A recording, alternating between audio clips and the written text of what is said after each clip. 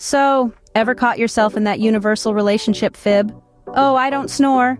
Sure you don't, darling, and unicorns are real estate moguls. You sound like a freight train conducting a midnight symphony in a tunnel. The commencement of every romance is like a well-rehearsed Broadway show, where everyone's auditioning for sainthood. We perform these harmless fibs like a magician pulling not just a rabbit, but a whole zoo out of his hat, hoping no one notices the suspicious elephant-sized lump under tablecloth. Take the case of snoring, for example. It's the nocturnal orchestra of the sleep world, yet we all insist we're as silent as a mime at a library. I don't snore, we declare, as our partners lie awake, contemplating converting the bedroom into a soundproof bunker, or investing in earplugs strong enough to block out a rock concert. And oh, the cooking prowess. Suddenly, every new love interest is a potential Gordon Ramsay in disguise. I make the best lasagna, they boast, but the reality? It's more like an episode of Kitchen Nightmares waiting to happen.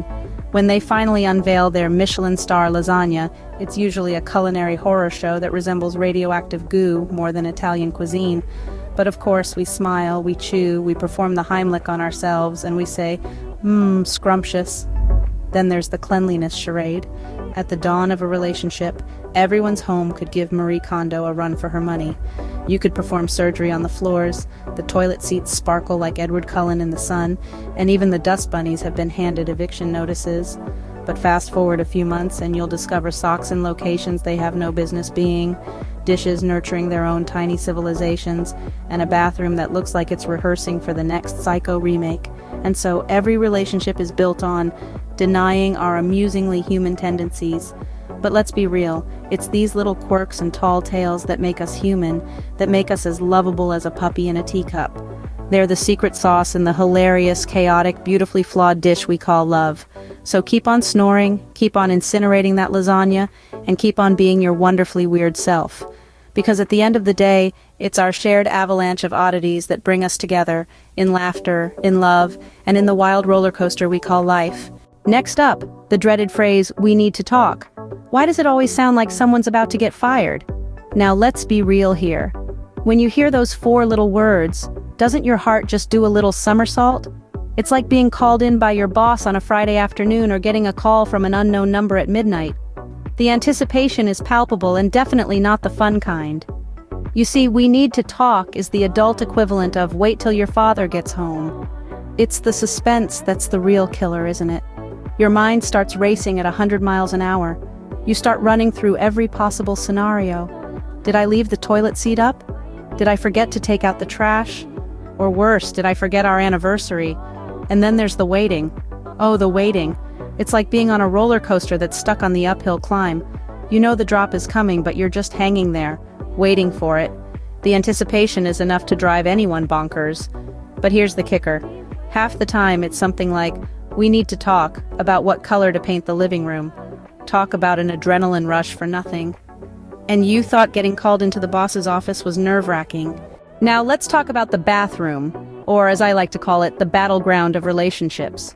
Ah, the bathroom, that one room where no matter how much in love you are, conflict is inevitable. It's like a game of chess, only instead of rooks and bishops, we're dealing with toothpaste tubes and towel racks. First, let's take a moment of silence for all the men who've been late because their partner decided to take a quick shower. And by quick, we mean long enough to solve a Rubik's Cube blindfolded. Don't worry guys, we feel your pain.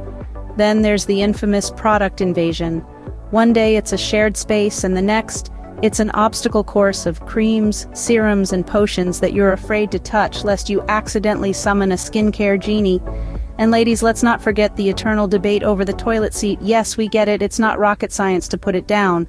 But sometimes in the wee hours of the morning, that extra effort can feel like climbing Everest. So, a little consideration wouldn't hurt, right? But hey, it's all part of the package, isn't it? The squabbles, the compromises, even the occasional toothbrush mix-ups. It's these little things that make sharing a life together so uniquely beautiful and hilarious. And remember, the bathroom is just a war zone with better lighting. Ever noticed how choosing a Netflix show becomes a diplomatic negotiation after you become a couple? You'd think it's simple, right? A relaxing night in, just you, your partner, and 1,000 episodes of Friends. But alas, it's anything but. Suddenly, you're in the middle of a high-stakes game of rock, paper, scissors. You want to watch Stranger Things while your partner insists on the latest season of The Crown. You suggest a compromise with Breaking Bad, but they counter with The Great British Bake Off. There are threats, pleas, and promises. You'd swear it's a UN peace summit, not a Friday night in with pizza. And the result? You both end up watching something neither of you wanted in the first place. You've never seen The Notebook? Well, after a few rounds of Netflix negotiations, it'll be the movie you've seen more times than your own reflection. And that, my friends, is how The Notebook ends up being the most viewed movie in your Netflix history. Remember our little talk about the snoring lie at the beginning of relationships? Well, it's time we circled back to that. You know, the old, I don't snore fib that we all fall for hook, line, and sinker. Then one night, the symphony begins. It starts as a gentle hum, escalating to a chainsaw revving up in your ear. Suddenly, you're sharing your bed with a creature that sounds like it's trying to communicate in whale song. Oh, the joy of nocturnal serenades. And as for solutions? Well, they range from the practical to the downright absurd. Earplugs, noise-canceling headphones, even a pillow fortress built in self-defense. One brave soul even tried recording the snoring and playing it back. The verdict? That's not me, I don't sound like that. So there you have it, folks. The truth always snores. Comes out.